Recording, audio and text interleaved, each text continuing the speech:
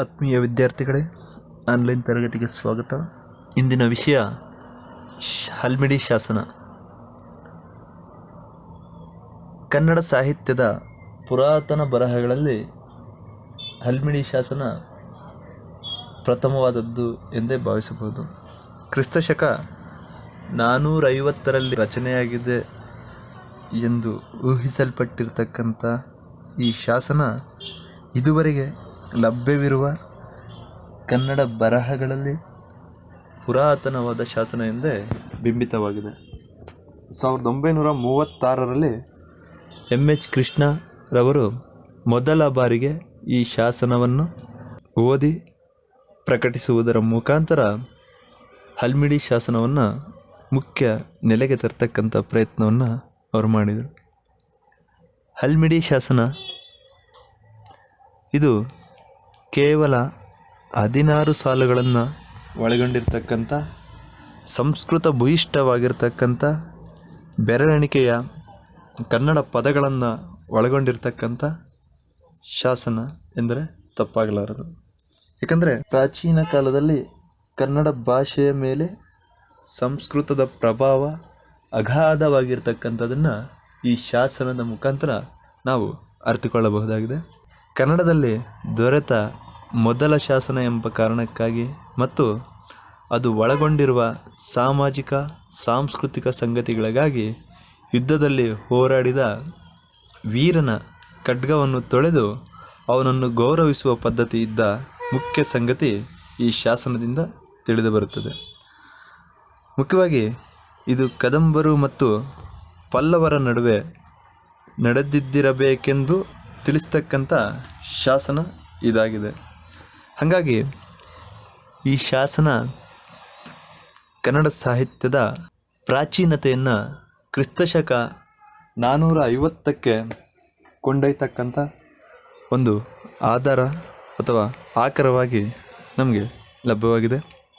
ಇಲ್ಲಿ ಮುಖ್ಯವಾಗಿ ಈ ಶಾಸನದಲ್ಲಿ ಚಾರಿತ್ರಿಕ ಮಹತ್ವ ಮತ್ತು ಭಾಷಿಕ ಮಹತ್ವ ಮತ್ತು ಸಾಮಾಜಿಕ ಮತ್ತು ಸಾಂಸ್ಕೃತಿಕ ಮಹತ್ವವನ್ನು ನಾವು ಕಾಣಲಿಕ್ಕೆ ಅವಕಾಶವನ್ನು ಸಹ ಕಲ್ಪಿಸಿಕೊಟ್ಟಿದೆ. ಹಾಗಾಗಿ ಮುಖ್ಯವಾಗಿ ಈ ಶಾಸನದಲ್ಲಿ ನಮ್ಗೆ ಕಂಡು ಬರ್ತಕ್ಕಂಥ ಚಾರಿತ್ರಿಕ ಮಹತ್ವ ಏನಪ್ಪ ಅಂತಂದರೆ, ಕದಂಬರ ರಾಜನಾಗಿರ್ತಕ್ಕಂಥ ಕಕುತ್ಸವರ್ಮನು ರಾಜ್ಯವನ್ನಾಳುತ್ತಿದ್ದಾಗ ಒಮ್ಮೆ ಸೇಂದ್ರಕ ಮತ್ತು ಬಾಣರ ಸೈನ್ಯಗಳನ್ನೊಳಗೊಂಡ ಕದಂಬರಿಗೂ ಕೇಕೆಯರ ಸೈನ್ಯವನ್ನೊಳಗೊಂಡ ಪಲ್ಲವರಿಗೂ ನಡೆದ ಒಂದು ಯುದ್ಧದಲ್ಲಿ ಎಲ್ಲ ಭಟರಿಯ ಮಗನಾದ ವಿಜಯಾರಸನು ಮಿಗಿಲಾದ ಶೌರ್ಯದಿಂದ ಹೋರಾಡಿ ಪಲ್ಲವರನ್ನು ಪರಾಭವಗೊಳಿಸಿದನು. ಇದಕ್ಕೆ ಮೆಚ್ಚಿ ಆತನಿಗೆ ನೆರಿದಾವಿಳೆ ನಾಡಿನ ಅಧಿಕಾರಿಗಳಾದ ಮೃಗೇಶ ಮತ್ತು ನಾಗ ಎಂಬುವರು ಪಲ್ಮಡಿ ಮತ್ತು ಮುಳವಳ್ಳಿಗಳೆಂಬ 2 ಗ್ರಾಮಗಳನ್ನು ಕತ್ತಿಯ ಕೊಡುಗೆಯಾಗಿ ಕೊಟ್ಟರೆಂಬುದು ಮುಖ್ಯ ಶಾಸನ ಭಾಗದ ಸಾರಾಂಶವಾಗಿದೆ. ಇಲ್ಲಿ ವಿಜಯಾರಸ ಅಂತಕ್ಕಂಥ ವೀರ ಶೌರ್ಯದಿಂದ ಹೋರಾಡಿ ತನ್ನ ಸೈನ್ಯಕ್ಕೆ ಜಯವನ್ನು ತಂದುಕೊಟ್ಟಿದ್ದರ ಫಲವಾಗಿ ಗೌರವಾರ್ಥವಾಗಿ ತನ್ನ ಕತ್ತಿಯನ್ನು ತೊಳೆದು ಆ ಕತ್ತಿಗೆ ಉಡುಗೊರೆಯಾಗಿ ಮುಳವಳ್ಳಿ ಮತ್ತು ಪಲ್ಮಿಡಿ ಗ್ರಾಮಗಳನ್ನು ಅವನಿಗೆ ದತ್ತಿಯಾಗಿ ಕೊಟ್ಟಿರ್ತಕ್ಕಂಥ ಒಂದು ಅಂಶವನ್ನು, ದಾನವನ್ನು ಕೊಟ್ಟಿರ್ತಕ್ಕಂಥ ವಿಚಾರವನ್ನು ಈ ಶಾಸನ ಮೊದಲಿಗೆ ಸಾರುತ್ತೆ. ಅದು ಐತಿಹಾಸಿಕವಾಗಿ ಕದಂಬ ಮತ್ತು ಪಲ್ಲವರ ನಡುವೆ ನಡೆದಂತಹ ಯುದ್ಧದ ಚರಿತ್ರೆಯನ್ನು ನಮಗಿದು ಕಟ್ಟಿಕೊಡ್ತಕ್ಕಂಥ ಅಂಶಗಳನ್ನು ಒಳಗೊಂಡಿದೆ. ಹಾಗಾಗಿ ಇದು ಚಾರಿತ್ರಿಕ ಮಹತ್ವವನ್ನು ಪಡೆದುಕೊಂಡಿರ್ತಕ್ಕಂಥ ಶಾಸನ ಎಂದು ನಾವು ಗುರುತಿಸ್ತಾ ಬರ್ಬೋದು. ಅದೇ ರೀತಿ ಸಾಮಾಜಿಕ ಮತ್ತು ಸಾಂಸ್ಕೃತಿಕ ಮಹತ್ವವನ್ನು ಸಹ ಈ ಶಾಸನ ಒಳಗೊಂಡಿರ್ತಕ್ಕಂಥ ವಿಚಾರಗಳನ್ನು ನಾವಿಲ್ಲಿ ನೋಡ್ತಾ ಬರ್ಬೋದು. ಹಲ್ಮಿಡಿ ಶಾಸನದಲ್ಲಿ ಮೊದಲಿಗೆ ವಿಷ್ಣುವಿನ ಸ್ತುತಿಯನ್ನು ನಾವು ಕಾಣಬಹುದು. ಅಂದರೆ ಶೈವ ಧರ್ಮದ ಆಚಾರ ವಿಚಾರಗಳನ್ನು ಒಳಗೊಂಡಿರ್ತಕ್ಕಂಥ ಕುರುಹುಗಳು ನಮಗೆ ಈ ಶಾಸನದಲ್ಲಿ ಲಭ್ಯವಾಗ್ತಾ ಬರ್ತವೆ. ಮೊದಲನೇ ಸಾಲಿನಲ್ಲಿ ಹೇಳುವಂತೆ ಜಯತಿ ಶ್ರೀ ಪರಿಶ್ವಾರ್ಗ ಶಾರ್ಗ್ಯ ಮಾನ್ಯತಿ ಅಚ್ಯುತಃ ದಾನವಾಕ್ಷೌರ್ಯು ಅಂತಾಗ್ನಿ ಶಿಷ್ಟಾನಾಂತು ಸುದರ್ಶನ. ಅಂದರೆ ಬಿಲ್ಲಿನಂಥ ಇರ್ತಕ್ಕಂಥ ವಿಷ್ಣುವಿನ ಆರಾಧನೆಯನ್ನು ಈ ಶಾಸನದ ಮೊದಲ ಸಾಲಿನಲ್ಲಿ ಕಟ್ಟಿಕೊಟ್ಟಿರ್ತಕ್ಕಂಥದ್ದನ್ನ ನಾವಿಲ್ಲಿ ಗಮನಿಸ್ತಾ ಬರ್ಬೋದು. ಹಾಗಾಗಿ ಇದು ಶೈವ ಧರ್ಮದ ಉಲ್ಲೇಖವನ್ನು ಒಳಗೊಂಡಿರ್ತಕ್ಕಂಥ ಶಾಸನ ಎಂಬುದನ್ನು ನಾವಿಲ್ಲಿ ಅರ್ಥಕೊಳ್ತಾ ಬರ್ಬೋದು. ಅಂದರೆ ಕದಂಬರು ಶೈವ ಪೂಜಕರಾಗಿದ್ದರು, ವಿಷ್ಣು ಪಕ್ಷಪಾತಿಗಳು ಕೂಡ ಆಗಿದ್ದರೆಂಬುದನ್ನು ಹಾಗೆ ವೈಷ್ಣವ ಪಂಥಕ್ಕೆ ತಕ್ಕ ಪ್ರಾಧಾನ್ಯವಿದ್ದುದನ್ನು ಸಹ ಈ ಶಾಸನ ನಮಗೆ ಸೂಚಿಸ್ತಾ ಬರ್ತದೆ. ಆ ಕಾಲದಲ್ಲಿ ಯಜ್ಞಯಾಗಾದಿ ಕ್ರಿಯೆಗಳು ವಿಶೇಷವಾಗಿ ಜರುಗುತ್ತಿದ್ದಿರಬೇಕು ಎಂಬುದನ್ನು ಬಹುಶಃ ಈ ಶಾಸನದ ಹಿನ್ನೆಲೆಯಲ್ಲಿ ನಾವು ಅರ್ಥಕೊಳ್ಳಿಕ್ಕೆ ಅವಕಾಶವನ್ನು ಸಹ ಇಲ್ಲಿ ನಾವು ಗಮನಿಸ್ತಾ ಬರ್ಬೋದು. ಹಾಗಾಗಿ ಶೈವ ಧರ್ಮದ ಉಲ್ಲೇಖವನ್ನು ಒಳಗೊಂಡಿರ್ತಕ್ಕಂಥ ಶೈವ ಧರ್ಮದ ಆಚಾರ ವಿಚಾರಗಳನ್ನು ಒಳಗೊಂಡಿರ್ತಕ್ಕಂಥ ಶಾಸನವಾಗಿ ನಾವು ಇದನ್ನು ಗುರುತಿಸ್ತಾ ಬರ್ತೀವಿ.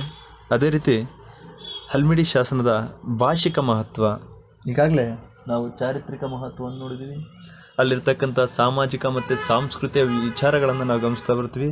ಹಾಗಾಗಿ ಮುಂದುವರೆದಂತೆ ಆ ಶಾಸನದ ಭಾಷಿಕ ಮಹತ್ವ ಅಂದರೆ ಕನ್ನಡ ಸಂಸ್ಕೃತ ಭಾಷೆಗಳಿಗೆ ಸಂಬಂಧವು ಕ್ರಿಸ್ತಶಕ 450ಕ್ಕೆ ಹಿಂದೆಯೇ ಆರಂಭವಾಗಿತ್ತು ಎಂಬ ಸಾಕ್ಷಿಯನ್ನು ಈ ಶಾಸನ ನಮಗೆ ಒದಗಿಸಿಕೊಡ್ತಾ ಬರ್ತದೆ. ಯಾಕಂದರೆ ಕನ್ನಡ ಶಾಸನ ಎಂದು ಗುರುತಿಸ್ಕೊಂಡಿದ್ರೂ ಸಹ ಇದರಲ್ಲಿ ಬಳಕೆಯಾಗಿರ್ತಕ್ಕಂಥ ಬಹುತೇಕ ಪದಗಳು ಸಂಸ್ಕೃತ ಭೂಯಿಷ್ಠವಾಗಿರ್ತಕ್ಕಂಥದ್ದು ಅಥವಾ ಸಂಸ್ಕೃತ ಪದಗಳನ್ನೇ ಈ ಶಾಸನದಲ್ಲಿ ಬಳಕೆ ಮಾಡಿರ್ತಕ್ಕಂಥದ್ದನ್ನು ಸಹ ನಾವು ಗಮನಿಸ್ತಾ ಬರ್ತೀವಿ. ಹಾಗಾಗಿ ಕನ್ನಡ ಭಾಷೆಯ ಮೇಲೆ ಸಂಸ್ಕೃತ ಭಾಷೆಯ ಪ್ರಭಾವ ಅಗಾಧವಾಗಿತ್ತು ಎಂಬುದಕ್ಕೆ ಈ ಶಾಸನ ನಮಗೆ ಸಾಕ್ಷಿಯಾಗಿ ದಕ್ತಾ ಬರ್ತದೆ. ಸಂಸ್ಕೃತ ಸಮಾಸ ಪದಗಳಿಂದ ಕೂಡಿದ ಬಿಗಿಯಾದ ಕನ್ನಡ 5ನೇ ಶತಮಾನದ ವೇಳೆಗೆ ಚೆನ್ನಾಗಿ ಬಳಕೆಗೆ ಬಂದಿತ್ತು ಎಂಬುದನ್ನು ಈ ಶಾಸನದ ಹಿನ್ನೆಲೆಯಲ್ಲಿ ನಾವು ಅರ್ಥಕೊಳ್ತಾ ಬರ್ಬೋದು. ಜನಸಾಮಾನ್ಯರ ನಡೆನುಡಿಗಳಲ್ಲಿ ಅಚ್ಚ ಕನ್ನಡವು, ಪ್ರೌಢರ ನಡೆನುಡಿಗಳಲ್ಲಿ ಸಂಸ್ಕೃತ ಪ್ರಚುರ ಭಾಷೆಯು ರೂಢಿಯಲ್ಲಿತ್ತು. ಪೆತ್ತಜೆಯನ್ ಮೊದಲಾದ ಪದರೂಪಗಳು ಸಂಸ್ಕೃತ ಮಾರ್ಗವನ್ನು ಅನುಸರಿಸಿದ್ದವು ಎಂಬುದನ್ನು ಈ ಶಾಸನದ ಹಿನ್ನೆಲೆಯಲ್ಲಿ ನಾವು ಅರ್ಥೈಸ್ಕೊಳ್ತಾ ಬರ್ಬೋದು. ಹಾಗಾಗಿ ಸಂಸ್ಕೃತ ಭಾಷೆಯ ಪ್ರಭಾವ ಕನ್ನಡದ ಮೇಲೆ ಅಗಾಧವಾಗಿತ್ತು ಎಂಬುವ ವಿಚಾರಗಳನ್ನು ಈ ಶಾಸನ ನಮಗೆ ಸಾರ್ತಾ ಬರ್ತದೆ. ಹಾಗೆ ಈ ಶಾಸನದ ಪಠ್ಯವನ್ನು ನಾವು ಗಮನಿಸೋದಾದರೆ ಮೊದಲನೇ ಸಾಲಿನಲ್ಲಿ ವಿಷ್ಣುವಿನ ಕುರಿತು ವಿಷ್ಣುವಿನ ಸ್ತೋತ್ರ ಅಥವಾ ಶ್ಲೋಕವನ್ನು ಕಟ್ಟಿಕೊಟ್ರೆ, ನಂತರ ನಮಃ ಶ್ರೀ ಮತ್ಕದಂಬ ಪನ್ಯಾಗ ಸಂಪನ್ನನ್ ಕಲಬೋರನ್ ಆ ಅರಿ ಕಕುತ್ಸ ಭಟ್ಟಾರನ್ ಆಳೆ ನೆರಿದಾಬಿಳೈ ನಾಡುಳ್ ಮೃಗೇಶ ನಾಗೇಂದ್ರ ಭಟ್ಟರ್ ಹರಪ್ಪೋರ್ ಶ್ರೀ ಮೃಗೇಶ ನಾಗಾಹ್ವಯ ರಿರ್ವರ ಬಟರೀಕುಲಮಲ ವ್ಯೋಮ ತಾರಾದಿನಾಥನ್ನ ಅಳಪ ಗಣಪಶುಪತಿ ಮಾದಾಕ್ಷಿಣಾಪತ ಬಹುಶತ ಹವನ ಆ ಹವದುಳ್ ಪಶುಪ್ರಧಾನ ಶೌರ್ಯೋದ್ಯಮ ಬರಿತೋನ್ ಅನಪ ಪಶುಪತಿ ನೈದು ಪೊಗಳೆ ಪಟ್ಟಣ ಪಶುಪತಿ ನಾಮಧೇಯನ್ ಆ ಸರಕ್ಕೆಲ್ಲ ಬಟಾರಿಯ ಆ ಪ್ರೇಮಾಲಯ ಸುತನ್ಗೆ ಸೇಂದ್ರಕ ಬಣೋಭಯ ದೇಶದ ಆ ವೀರ ಆ ಪುರುಷ ಸಮಕ್ಷದೆ ಕೇಕೆಯ ಪಲ್ಲವರಂ ಕಾದು ಇರಿದು ಪೆತ್ತಜೆಯನ್ ಆ ವಿಜಯರಸನ್ಗೆ ಬಾಳ್ಗಚ್ಚು ಪಲ್ಮಿಡಿವುಂ ಮುಳೆವಳ್ಳಿವುಂ ಕೊಟ್ಟಾರ್ ಬಟರೀಕುಲದೊನ್ ಆಳು ಕದಂಬನ್ ಕಳ್ದೊನ್ ಮಹಾಪಾತಕನ್ ಇರುವರುಂ ಸಳ್ಬಿಜ್ಞಾದರ್ ವಿಜಯಾರಸರುಂ ಪಲ್ಮಿಡಿಗೆ ಕುರುಂಬಿಡಿವಿಟ್ಟಾರ್ ಅದನ್ ಅನಳಿವೋನ್ಗೆ ಮಹಾಪಾತಕಂ ಸ್ವಸ್ತಿ ಭಟ್ಟರ್ಗಿಗರಿದು ಒಡ್ಡಲಿ ಆ ಪತ್ತೊಂದಿ ವಿಠಾರಕರ್ ಎಂಬ ವಿಚಾರವನ್ನು ಕುರಿತು ಇಲ್ಲಿ ಈ ಶಾಸನ ದೀರ್ಘವಾದಂಥ ಮಾಹಿತಿಯನ್ನು ಇಲ್ಲಿ ಕಟ್ಟಿಕೊಡ್ತಾ ಬರ್ತದೆ.